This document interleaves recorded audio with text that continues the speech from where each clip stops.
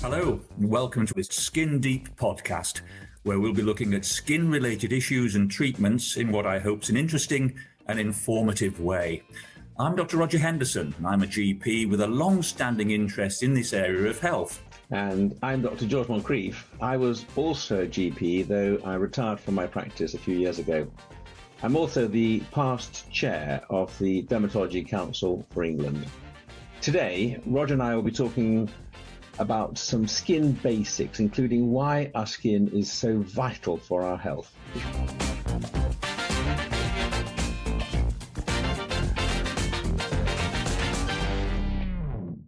Now, I think many people listening might actually be quite surprised to learn that their skin is their biggest body organ. And indeed, they might not actually think of it as being vital to their health. And it really is so vital to their health. But asking what may sound to be a simple question to kick off, I suppose, just why is our skin so important to us?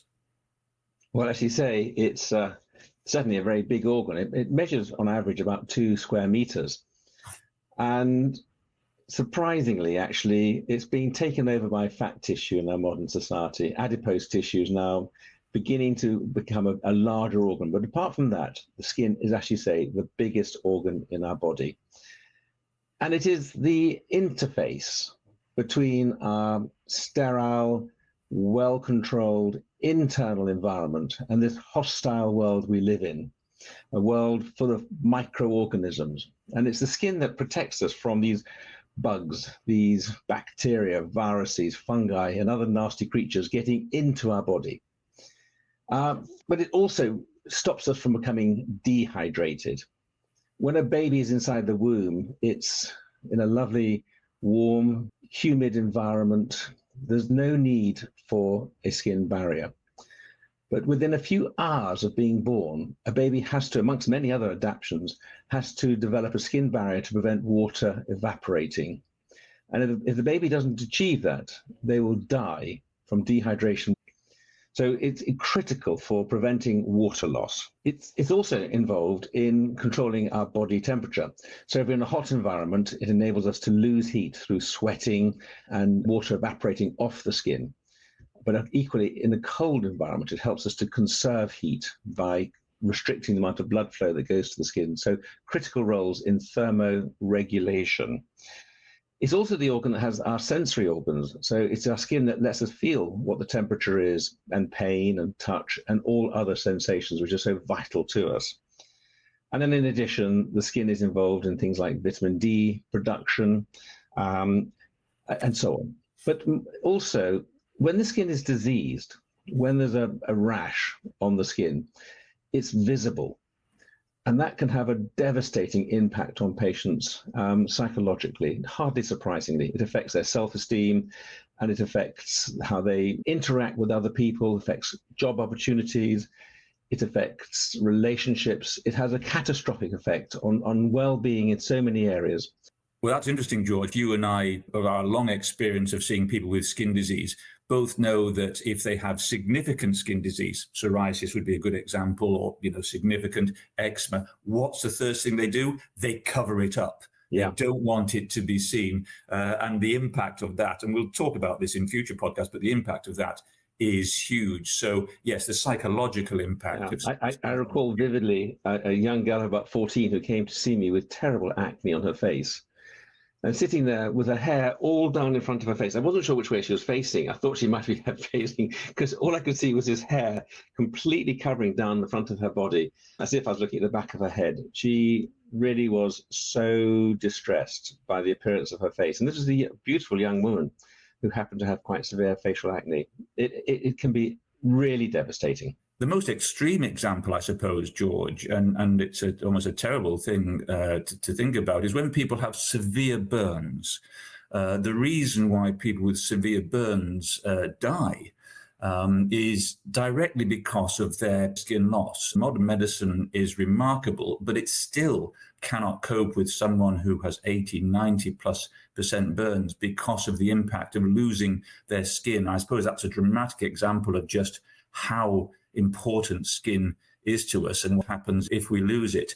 But it's such a complicated organ. The two major problems that they face in those first few days, are, of course, infections getting in and affecting the skin, and water loss, keeping up with that water loss through that damaged skin. Those are the two critical things that in the first few days after a severe burn would kill a patient.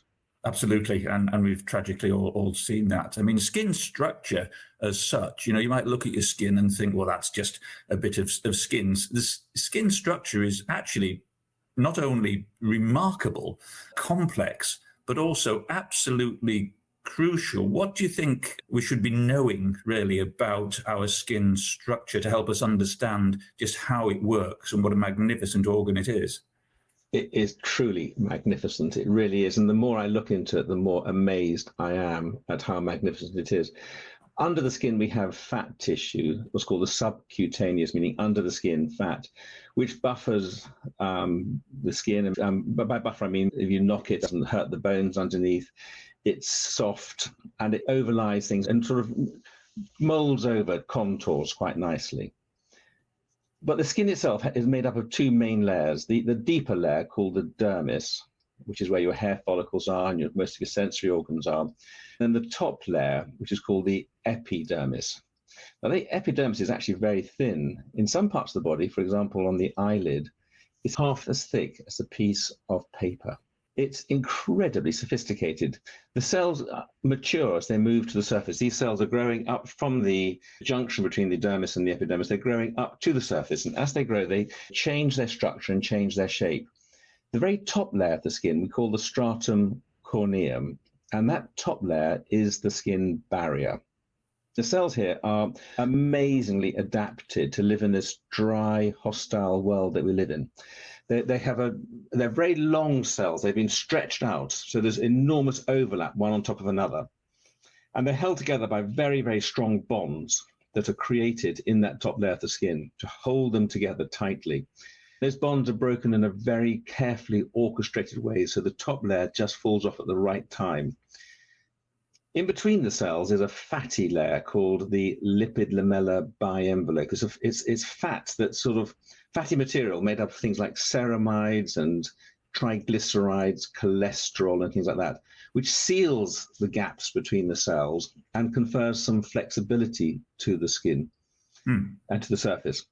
But the other thing, in fact, is that in the process of making these changes, which is orchestrated through a very large protein called profilagrin, which breaks down into filaggrin. That is broken down also into a huge number of very small molecules. And all these molecules draw moisture to them. They're what's called hygroscopic. They even draw moisture from deeper in the skin into that cell, pumping it full of water, so it's pumped up tight against its neighbors. The other remarkable thing about all these small molecules is they're all acids. Most of them fairly weak acids, but they're acidic. And that drops what's called the pH. That makes the skin more acidic on the surface.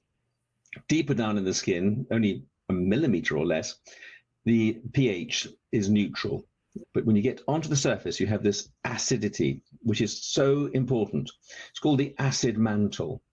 And that acid mantle controls the activity of the chemicals, the enzymes that break down those bonds in that beautifully orchestrated way I was talking about.